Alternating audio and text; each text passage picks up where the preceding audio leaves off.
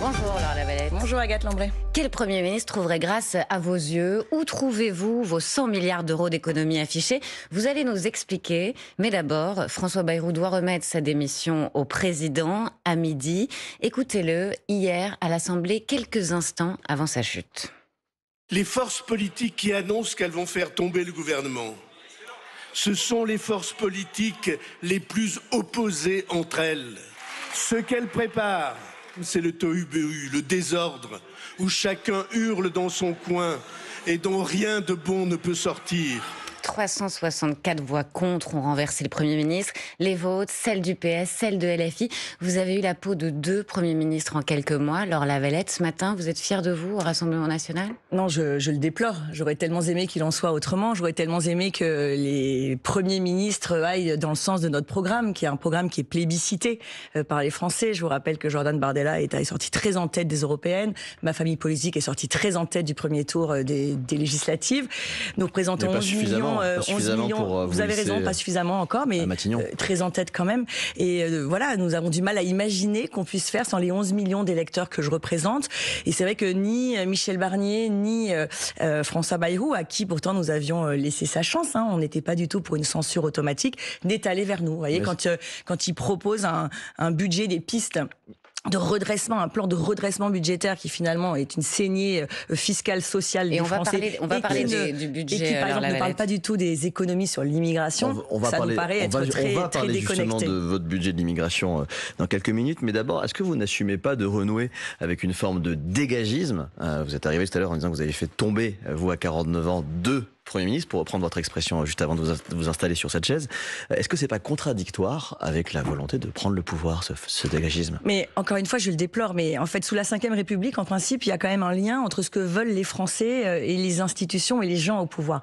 Vous savez, le général de Gaulle disait que le peuple était la Cour suprême. En fait, le péché originel de la situation vraiment dans laquelle nous sommes aujourd'hui sont évidemment ces alliances, ces magouilles absolument contre nature entre le bloc central, LR et le nouveau Front populaire. Tout ça pour empêcher Jordan Bardella finalement et les Français d'accéder au Premier ministre qui leur convenait le mieux. Ils ont préféré s'allier. C'était l'alliance, je sais pas, de la carpe et du lapin et un peu l'alliance de la honte. Il faut rappeler quand même que le bloc central s'est allié avec des gens qui pensent que le Hamas est un mouvement de résistance ou que la Chine n'est pas une dictature. Alors c'est vous qui avez voté comme la France insoumise. Mais la différence, Madame Lambray, c'est qu'en fait nous sommes une opposition à ceux qui sont en place. Donc en fait, vous pouvez pas dire que 2 oppositions sont d'accord. Elles font leur travail. Par ailleurs, vous invoquez le peuple, il y a que, dites-vous, aux Français qui s'inquiètent de l'instabilité politique, ceux que vous essayez de séduire aussi, les retraités, les patrons. Vendredi, l'agence de notation Fitch va peut-être sanctionner la dette de la France. Vous les entendez aussi? Mais vous avez raison, mais bien sûr je les entends. Bien sûr je les entends et je leur dis que la situation que nous vivons, elle ne sort pas de nulle part. Il n'y a pas de fatalité en fait. Ce que nous vivons là, le chaos budgétaire, sécuritaire, migratoire que nous vivons, il est le fruit de 40 ans de politique qui ne nous convenait pas. Je n'ai pas de responsabilité, ma famille politique n'en a pas dans le marasme dans lequel nous sommes. Nous n'avons pas été aux responsabilités. Vous n'y êtes pour rien. Évidemment, ouais. Sachant que Marine Le Pen a déjà prévenu qu'elle censurerait le prochain Premier ministre s'il ne tient pas compte, je la cite, des aspirations des Français. C'est assez vague comme expression. Vous allez censurer comme ça, inlassablement? Non, encore une fois, vous savez, Marine Le Pen a écrit le 25 juillet à François Bayrou, quand on a eu des bribes de son plan de redressement budgétaire, entre guillemets, en lui disant, voilà, il y a des pistes d'économie qui manquent, on ne peut pas faire la poche des Français, alors qu'on ne fait pas d'économie structurelle, par exemple, sur l'État, sur les agences de l'État, ces 1200 agences qui nous coûtent 80 milliards par an, sur notre contribution nette à l'Europe. Je vous rappelle que tous les autres pays vont négocier. On va en parler dans un instant, mais sur le Premier ministre, d'abord. Ah mais le Premier ministre, on est tout à fait ouvert à un Premier ministre qui irait évidemment dans notre sens. Alors qu'à pratique, un Premier ministre socialiste, par exemple, un Premier ministre de gauche, censure ou pas censure? Censure, et pas question que des gens qui font moins de 2% à la présidentielle dirigent le pays, Madame Lambray. Et un Premier ministre macroniste, censure ou pas censure? Mais encore une fois, ça dépendra de ce qu'il dit. Si vous prenez, je sais pas moi, un Sébastien Lecornu, tout à fait, qui est l'un des grands favoris ce matin. Je l'ai senti dans vos yeux. Ouais, mais effectivement, s'il arrive en disant, voilà, mettons-nous autour de la table, vous représentez 11 millions d'électeurs, quelles sont vos pistes quelles sont vos pistes d'économie. À ce moment-là, on est tout à fait, vous savez, on est constructif et vous l'avez vu depuis 3 ans que nous sommes élus, 2 ans que nous sommes élus. Nous votons tous les textes quand ils améliorent le quotidien des Français, d'où qu'ils viennent. Donc on ne peut pas nous taxer. La personnalité de Sébastien Lecornu. Non mais Sébastien Lecornu qui a invité à dîner Marine Le Pen, Jordan Bardella. Est-ce que sa personnalité, vous le trouvez plus ouvert? Vous trouvez que lui, il comprend les aspirations des Français? Là n'est pas la question. En fait, le casting, Madame Lambré, n'a que peu d'importance. Ce qui compte, c'est ce qu'il va faire. Non, je vous assure, ce qui compte, c'est ce qu'il va faire. Ouais, effectivement, vous avez raison, un Barnier qui n'a jamais appelé Marine Le Pen et un Bayrou qui, au départ, avait dit qu'il allait être plus ouvert. On a préféré Bayrou, le départ de Bayrou, voilà. Mais et Unielle Brand-Pivet, la présidente de l'Assemblée nationale, qui ce matin se dit disponible, si ça lui est proposé, qu'en diriez-vous?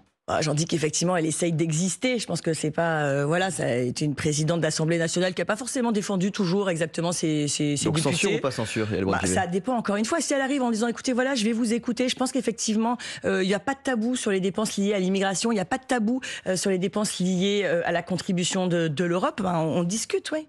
Laure Lavalette, vous avez une bête noire, c'est le président LR des Hauts-de-France, Xavier Bertrand. Est-ce qu'il pourrait être nommé Premier ministre? Écoutez, sa réponse, c'était sur France Info il y a quelques jours. C'est Marine Le Pen qui donne ou pas son feu vert pour être à Matignon. Donc la réponse est non. Je continuerai à combattre et les dirigeants de LFI et les dirigeants du RN parce que c'est avec des résultats. Et quand les Français vont mieux que les extrêmes vont, eux, moins bien. Vous confirmez, comme la dernière fois, si Emmanuel Macron appelle à nouveau Marine Le Pen pour lui dire « j'ai choisi Xavier Bertrand », à nouveau Marine Le Pen lui répondra « c'est hors de question ». Ça ne s'est pas passé comme ça. Ah si, ça s'est passé comme ça. Ah si, ça s'est passé comme ça. Le problème, c'est que Xavier Bertrand, je veux dire, nous vomit dessus tout le temps. On n'est pas masochiste non plus. Excusez-moi de vous dire qu'on ne pense pas que ça soit un bon signal. Parce qu'encore une fois, c'est pas pour nous. Enfin, je veux dire, c'est pour les Français qu'on représente. On a besoin de quelqu'un qui respecte cette population française. Alors, que ça vous chagrine ou pas, il se trouve que nous sommes, que le discours, le programme du Rassemblement national séduit de plus en plus de Français, dont acte. Marine Le Pen fait 42% au deuxième tour de l'élection présidentielle. On ne peut pas faire, je le dis à votre micro, comme si nous n'existions pas. Alors Lavalette, il vous fait peur, Xavier Bertrand?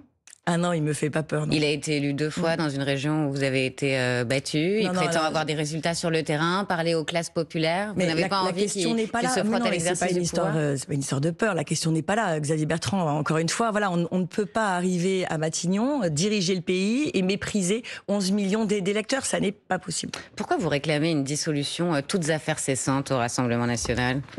Parce que là, la situation politique, vous qui êtes une observatrice de la vie politique, Madame Lambré, vous l'avez vu, elle est complètement bloquée. À l'Assemblée, il ne se passe plus rien. Mais ça réglerait quoi? On vote des petits textes. Je pense que le Front républicain serait moins fort cette fois, serait moins performant.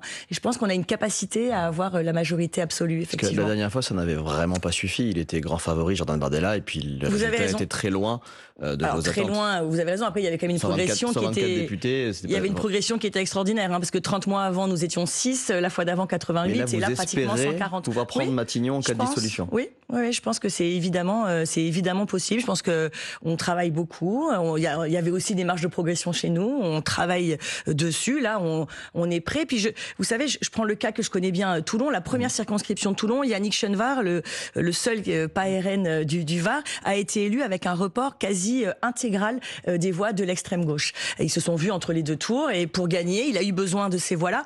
Je ne suis pas sûre que ces voix d'extrême gauche aient été ravis de voir que M. Chenvar avait voté la confiance à Bayrou hier. Donc soit ils veulent être cocus encore une fois, mais je ne suis pas sûre qu'ils soient maso aussi. Oui, un peu quand vous donnez un blanc-seing à quelqu'un qui finalement vote pour l'inverse de ce que vous voulez penser. Je pense que ça s'appelle un peu comme ça, oui. Alors Lavalette, Marine Le Pen présente sa démarche presque comme sacrificielle. Elle a dit qu'elle était prête à sacrifier tous les mandats de la Terre dans la perspective d'une dissolution. Est-ce qu'il n'y a pas un peu de tromperie sur la marchandise? Non, quand elle remet, elle dit pas du tout. Enfin, au pire, elle appelle à la dissolution, alors que pour l'instant, l'état actuel des choses, elle ne pourrait pas se représenter. Ça veut bien dire, mais je comprends. Mais la stratégie du Rassemblement national, c'est de pouvoir être empêché de se représenter pour pouvoir contester la décision. Mais pas du tout, Madame Lambré. Non, pas du tout. Vous avez un logiciel ça a été rendu public par l'un de vos lieutenants. Vous avez un logiciel qui n'a pas 40 ans de retard, peut-être. Je vous assure que non. Évidemment qu'on veut le pouvoir, évidemment qu'on veut changer le quotidien des Français. Et Marine Le Pen, effectivement, préfère en revenir au peuple et avoir une dissolution et qu'on ait une majorité plutôt que son destin personnel. Désintéressé, oui, et pas pour contester la décision d'inéligibilité. Je comprends que ça vous étonne parce que c'est très différent des autres familles politiques. Pour avoir le pouvoir, il faudrait qu'elle ne soit pas inéligible On a désormais la date du procès en appel de Marine Le Pen du 13 janvier au 12 février 2026, donc juste avant les municipales, en pleine campagne, qui auront lieu, je le rappelle, en mars. Vous parliez de Toulon, vous y serez candidate. Je sais pas, je reviendrai vous en parler. Il y a un suspense tout à fait tolérable sur Toulon. Fin de la parenthèse sur Toulon. Est-ce que c'est une déception ce calendrier pour vous? Au contraire, donc plus vite Marine Le Pen peut clamer son innocence, et plus vite c'est une bonne nouvelle, parce que plus vite on aura les coups des franches. Ça va pas impacter les municipales? Mais vous savez, en France, on est finalement tout le temps un peu en élection. Regardez, moi je suis élue depuis 2 ans, j'ai déjà gagné 2 fois en 2 ans, alors c'est quand même assez rare. Avant on avait des départementales, des régionales, enfin, dans le timing, ça aurait toujours été avant une élection. La bonne nouvelle, c'est que Marine Le Pen pourra clamer plus vite son innocence et qu'on aura l'esprit libre pour préparer les présidentielles. Louis Alliot, candidat à Perpignan et en même temps prévenu dans un procès qui va durer en pleine campagne plus d'1 mois, pas évident. Écoutez, c'est aux gens de Perpignan de décider, mais je pense que Louis sera réélu brillamment au premier tour. Dans un instant, comment le Rassemblement national compte-t-il trouver 100 milliards d'euros d'économies avec vous, Laure Lavalette? Mais d'abord, il est presque 8h45 et c'est l'info en 1 minute avec Maureen Sugnard. Il est temps de cohabiter, déclare ce matin Olivier Faure, le premier secrétaire du Parti socialiste qui souhaite devenir Premier ministre. Déclaration au lendemain de la chute du gouvernement de François Bayrou. Renversé par les députés, Emmanuel Macron promet de nommer son successeur dans les prochains jours. La présidente de l'Assemblée nationale, Yael Braun-Pivet, se dit ce matin disponible pour être Première ministre. Mais ce futur gouvernement peut-il tenir alors que l'Assemblée nationale reste très divisée et alors que le mouvement Bloquons tout appelle à la mobilisation demain? L'ampleur de cette mobilisation encore incertaine, mais des perturbations du trafic aérien et ferroviaire sont à prévoir. La SNCF précise que cela concernera les trains régionaux, les RER et les Transiliens en Ile-de-France. Mieux vaut bien vérifier son congélateur. Leclerc rappelle des petits pois carottes surgelés de la marque Notre Jardin, des sachets de 1 kg qui peuvent contenir du verre et du bois. Le détail est à retrouver sur le site internet Rappel Conso. Et puis une marraine pour la 39e édition du Téléthon le 5 et 6 décembre prochain. Ce sera la chanteuse Santa, l'interprète de Popcorn Salé. L'année dernière, le rendez-vous télévisé avait permis de récolter 97 millions d'euros pour soutenir la recherche scientifique sur les maladies rares. France Info. Le 8-30 France Info. Agathe Lambray, Paul Larouturou. Avec Laure Lavalette, députée du Var, porte-parole du Rassemblement national, l'exécutif a les yeux rivés sur cette journée. Le mouvement Bloquons tout qui appelle à manifester demain, Paul. C'est demain que le ministère de l'Intérieur s'attend à des actions partout en France dans le cadre donc du fameux mouvement Bloquons tout. On va écouter ensemble Bruno Retailleau hier soir sur France 2. Et l'ultra-gauche est ultra-violente. Ces gens-là veulent souffler sur les braises de l'exaspération. Et je voudrais leur dire que nous n'avons pas peur et que nous protégerons le droit, la loi, les Françaises et les Français. 1000 gendarmes et policiers mobilisés. Est-ce qu'il faut être intraitable et pourquoi vous ne soutenez pas le mouvement? Non, mais déjà, moi je suis quand même assez exaspérée d'entendre Bruno Retailleau. Il y a quand même la moitié des députés LR qui ont été élus parce qu'il y a eu des désistements de ces gens-là. Des gens qu'il appelle maintenant aujourd'hui violents. Donc en fait, c'est un peu le serpent qui se mord la queue. Je vois pas le rapport avec la question du 10 septembre, excusez-moi. Bah si, on va dire, on a l'impression qu'il y a un dispositif absolument. Encore une fois, oui, ça fait suite à ce qu'on vient de dire. Bruno Retailleau a l'air de déplorer très fort l'extrême gauche, les violences. Et avec ça, la moitié des députés LR ont été élus grâce à leur désistement. Donc, mais là, on vous interroge sur la position du Rassemblement national. J'ai bien compris, et je vais vous la donner. Excusez-moi d'avoir une réflexion et de vous en faire part, si jamais je peux encore. Non, ce mouvement, encore une fois, j'ai envie de dire aux Français, de toute façon, c'est la meilleure arme en démocratie, c'est le bulletin de vote. Alors, je comprends l'exaspération des Français, je la rencontre évidemment sur le terrain. Vous savez, là, on va rentrer. Cette colère, Laure Lavalette, parce qu'on vous a pas entendu soutenir ce mouvement. Vous comprenez aussi la colère, le ras-le-bol. Mais vous plaisantez, bien sûr qu'on la comprend. Enfin, évidemment, on va bientôt rentrer en période d'hiver. Je vous rappelle qu'aucun des gouvernements n'est allé négocier le prix de l'électricité, n'est allé demander la désindexation sur le prix du gaz. Moi, je rencontre des Varois qui me disent voilà, j'hésite entre dîner ou me chauffer. Mais bien sûr qu'on l'entend. C'est la raison pour laquelle, d'ailleurs, on y répond et que il trouve qu'on y répond très bien puisqu'il nous place systématiquement en tête des sondages.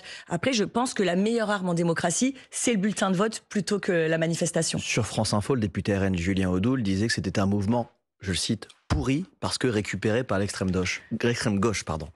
C'est sûr que j'ai hâte de voir comment ça se passe. J'espère qu'il n'y aura pas de débordement, mais c'est vrai que oui, il souffle sur les lèvres, quoi. Mais non, mais je soutiens les gens qui manifestent. Après, moi, je suis députée de la nation. Je n'ai pas, je pense que je suis très soucieuse des institutions et de l'état de droit. Et effectivement, je ne veux pas qu'il y ait de débordement. Et encore une fois, même une manifestation, je veux dire, au lendemain de la manifestation, il n'y a rien de plus que la veille. Donc, alors qu'après un vote, c'est tout à fait différent. Vous appelez vos sympathisants à rester chez eux demain, ou en tout cas à ne pas bloquer? Vous savez, on n'est pas... ils font ce qu'ils veulent, surtout Madame Lombré. Vous voyez, chacun fait évidemment ce qu'il veut. Moi, je les invite surtout à porter notre famille politique encore très haut dans les urnes la prochaine fois. On va évoquer ensemble une question primordiale, le budget de la nation. François Bayrou n'a donc pas réussi à trouver ses 44 milliards, mais vous prétendez, on va réfléchir ensemble, trouver 100 milliards d'euros d'économies. Comment vous faites ça ? Alors, il faut expliquer aux gens qui nous écoutent qu'effectivement, le budget, c'est la traduction comptable d'un programme politique. Et il vous a pas échappé que notre programme politique était très différent de celui des autres formations. Jean-Philippe Tanguy, qui est évidemment le spécialiste de notre budget, a présenté un contre-budget à l'Assemblée nationale déjà l'année dernière. Et en fait, ce qui nous navre, encore une fois, c'est que François Bayrou ne soit pas du tout allé piocher dans ces économies-là, alors que, j'allais dire, on lui a pratiquement servi sur un plateau, mais encore une fois, c'est pas très étonnant dans la mesure où ça n'est pas, on n'a pas les mêmes objectifs pour les Français. Mais alors comment vous faites? Parce que 100 milliards d'euros d'économies, c'est énorme déjà. C'est 100 milliards d'économies par an? Là, c'était 100 milliards. Non, il y en a quelques-unes qui sont sur plusieurs années, mais il n'empêche que très factuellement, encore une fois, je parlais. D'ailleurs, il s'est un peu entrupé les targettes, notre cher Premier ministre. Mais quand on parlait de la contribution à l'Union européenne, elle va être de 31. Oui, c'est pas beaucoup plus clair chez vous, Laure Lavalette. Pardon. Est-ce que vous augmentez les impôts ou pas? Parce que vous dites 100 milliards d'euros, pardon, mais c'est ce qui paraît énorme. Et vous dites en même temps, on n'augmente pas les impôts. Non, mais je veux dire, on a fait tomber 2 fois un gouvernement parce que justement, ils augmentaient les impôts, Madame Lombré. Donc évidemment qu'il ne faut pas augmenter les impôts. Avec impôts, même sur les plus riches.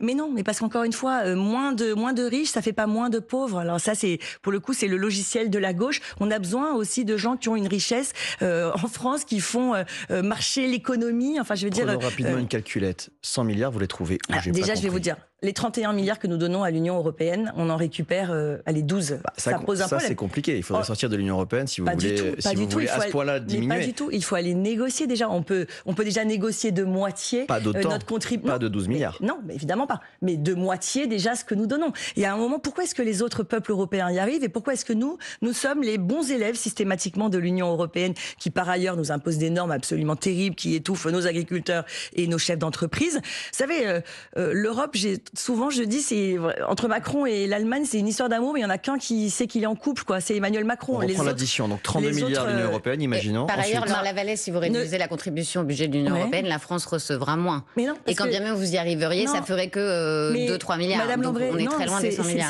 C'est faux, puisqu'en fait, si on est contributeur net, ça veut dire que de toute façon, de base, on reçoit moins que ce que l'on donne. Par contre, cette part qui est entre les deux, on peut essayer de la diminuer, parce qu'effectivement, ça nous paraît aberrant, vu la situation des Français à l'heure actuelle, de donner encore plus à l'Union européenne.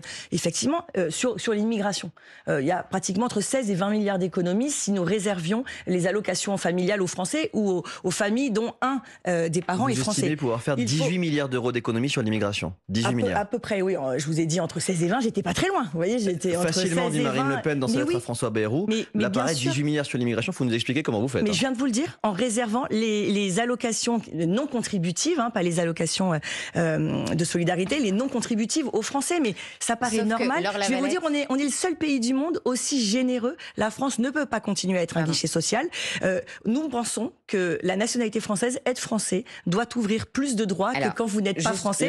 Et notamment, on vous entend, sauf que trouver 18 milliards facilement, uniquement sur ce levier des contributions, des aides sociales non contributives aux étrangers, ça paraît compliqué, parce que si on compte le coût de ces aides en France pour les immigrés, tout immigrés confondus, étrangers et non étrangers, l'OCDE a calculé que c'était un peu plus de 20 milliards en 2018. Ce sont les calculs de l'OCDE. l'Organisation de coopération et de développement économique. Où sont vos chiffres à vous? Si l'OCDE dit que ça coûte 20 milliards, comment vous faites, vous, pour en récupérer 18 uniquement sur les immigrés étrangers et uniquement sur ceux qui n'auront pas cotisé pendant 5 ans? Parce que figurez-vous que nous aussi, on a des experts, nous aussi, on a des gens qui chiffrent, et bien sûr que ça, c'est la part que l'on peut récupérer. Donc le coût, il est bien plus important. Mais encore une fois, c'est aussi un signal. Quels sont les chiffres? Ça coûte combien pour vous? C'est aussi un signal qu'on envoie aux Français de dire que arrêtons de faire les poches des Français, de faire la poche des Français qui travaillent et faisons des économies sur ceux qui effectivement n'ont pas les mêmes droits. Sur l'AME, ça coûte à peu près 1,3 milliard et de nombreux médecins disent qu'il ne faut surtout pas y toucher parce que le pire ce serait de laisser les maladies et les épidémies prospérer et ça coûterait cher aussi et ça engorgerait les urgences, l'aide médicale d'État. Nous voulons une aide médicale d'urgence, voyez-vous, parce que la palette de soins ouverte par l'AME, elle est absolument colossale. Alors, il y avait une petite piste d'économie avec François Bayrou qui voulait sortir la balnéothérapie. Il disait que le décret était prêt, sauf qu'il démissionne ce midi, donc ça va être compliqué. C'est avec ce décret-là que les Français ont su que les gens qui sont irréguliers sur notre sol avaient droit à la balnéothérapie quand même. Je pense que ça fera plaisir aux gens qui ont du mal à partir en vacances. C'est anecdotique, votre balnéothérapie. Non, ça n'est pas anecdotique, parce qu'en fait, la palette de soins offerte par l'AME, vous avez la procréation médicalement assistée, vous voyez, ça pose quand même une vraie question, simplement été exonéré, je crois, les cures thermales. Excusez-moi de vous dire que on peut pas, dans la situation de crise dans laquelle on vit, mais évidemment que l'aide médicale d'urgence est importante et qu'on va laisser personne mourir sur le trottoir. Mais ça ne peut pas être aux Français de payer les soins médicaux de gens qui rentrent illégalement sur notre sol. Mais encore une fois, c'est forcément. 1,3 milliard par an. D'accord, excusez-moi de vous dire que les par rapport à vos d'accord, c'est pas énorme. Enfin, les économies, c'est même ça fait gagner aussi de l'argent parce que laisser les épidémies prospérer et laisser les gens tomber malades, ça coûtera non, mais aussi déjà, la meilleure façon que ça ne prospère pas, c'est que ces gens-là ne rentrent pas sur notre sol, Agathe Lambré. Et là, je vous assure qu'on va faire beaucoup d'économies. Mais vous pouvez pas dire c'est qu'1,5 milliard et c'est pas beaucoup. Mais c'est pas 1,5 milliard de balnéothérapie qui plus est. Non, mais d'accord. Enfin, c'est fou que ça soit quand même dans la palette de soins. Enfin, moi, les Français sur le terrain, ils sont complètement, ils hallucinent complètement. Mais c'est aussi un signal qui est envoyé, si vous voulez, aux Français. On ne peut pas. On a bien compris que les étrangers sont le bouc émissaire de votre programme. Mais pas du tout, Madame Lambré. C'est tellement caricatural. Je vous ai connu meilleur quand même. Non, mais c'est une question parce que vous dites que c'est un signal. Non, mais pas du tout. Enfin, je veux dire, l'immigration n'est pas l'alpha et l'oméga de nos mots dans le pays. Bien sûr que non. Dans vos mots, il y a aussi la suppression. Personne ne peut imaginer que nous pensions ça. Sauf que c'est aussi une marge de progression. On ne peut pas accueillir en France 500 000 immigrés légaux par an sans que ça ne coûte rien. Ça n'est pas vrai. C'est aussi des gens qu'il faut soigner, qu'il faut mettre à l'école. Quand on voit la situation budgétaire chaotique dans laquelle on est, je vous rappelle qu'il y a encore 2700 classes qui n'ont pas de professeurs. Sur vos 100 milliards d'économies, vous communiquez énormément sur la suppression des agences d'État, vous assurerez que c'est énormément d'argent à récupérer. On a regardé avec Agathe un récent rapport du Sénat. 540 millions d'économies, c'est à peine un demi-milliard. Mais ça dépend ce qu'on fait comme économie. Mais ces 1200 agences de l'État, elles représentent 80 milliards par an. Moi, je pense qu'il y a des agences... 80 milliards ? Oui. Les 1200 agences coûtent 80 milliards par an, leur fonctionnement. Moi, je pense qu'effectivement, il y a des agences qui servent à rien. Voyez-vous, je suis tombée il y a pas très longtemps sur le projet d'une des agences écolo dingo qui était plante ton slip. Donc, il fallait prendre une culotte blanche avec un élastique et qu'il fallait creuser un peu la terre, la mettre dedans et 2 mois après aller voir si le sol était fertile ou pas. Pardon, vous parlez de l'ADEME, l'agence de la transition écologique. Vous prétendez que son fonctionnement coûte très cher, alors qu'en fait, son budget déjà, il est pas si élevé. Les crédits qu'elle a, c'est environ 3 milliards d'euros, 3 milliards 4. Et surtout, c'est de l'argent que l'ADEME utilise pour des projets, pour des politiques publiques. Mais ces frais de fonctionnement, ils sont seulement de quelques millions d'euros. Non, mais en fait, il y a une déconnexion entre ce que vivent les Français, Madame Lambré, et ce que l'on pense à Paris. Oui, à Paris, peut-être que vous trouvez ça très bien, mais je peux vous assurer que le pays est en souffrance, en fait. Il y a une grande précarité. On ne peut pas se permettre. Alors peut-être que quand le pays va bien, on peut avoir des agences qui sortent des projets superflus comme plante ton slip. Là, la question, c'est que ça n'est simplement plus possible. Il faut pas. On vous entend, mais c'est le moment de la question qui, comme tous les jours, une question à retrouver sur les réseaux sociaux de France Info. Aujourd'hui, la question qui fait tâche, Laure Lavalette. Le site Les Jours a révélé que des candidats RN aux dernières législatives ont explosé le compteur des frais kilométriques remboursables. Ils réclament des frais exorbitants. Je vous donne un exemple parmi d'autres. Une candidate a réclamé un remboursement pour des déplacements le même jour dans 2 circonscriptions différentes. Vous avez le don d'ubiquité ou un problème avec l'argent public au RN ? Non, je pense que les comptes de campagne, c'est pas facile. Peut-être qu'effectivement, il y a eu une faute, j'en sais rien, dans la façon dont c'est fait. Non, mais c'est pas si simple en vrai. Non, c'est pas si simple de le. Mais effectivement, si ce que vous dites est vrai, cette personne-là sera sanctionnée, ses comptes de campagne seront rejetés. Vous savez qu'on est ultra scruté, et ce qui est évidemment normal puisque c'est de l'argent public. Donc voilà, encore une fois, dont acte, s'il y a une faute, cette personne-là verra son compte de campagne rejeté. Mais ce qui est normal, il y a la Commission nationale des comptes de campagne qui est là pour le faire. Est-ce qu'en cas de dissolution, cette fois-ci, vous aurez moins de brebis galeuses que la dernière fois? Parce que c'était un vrai festival de complotistes et de racistes et d'homophobes la dernière fois. Non, festival, vous exagérez un peu. Non. Je pense qu'il y avait 2-3 personnes, effectivement, qu'on n'aurait jamais dû investir. 20 ou 30. Non, c'était pas du tout 20 ou 30. Mais effectivement, on a fait des marges de progression. Vous savez, on a un outil maintenant qui passe au crible tous les réseaux sociaux de nos potentiels candidats. C'était une marge de progression. Le regret que j'ai, moi, c'est que les autres partis politiques soient pas soumis à la même moulinette que nous, où nous sommes scrutés de façon absolument terrible.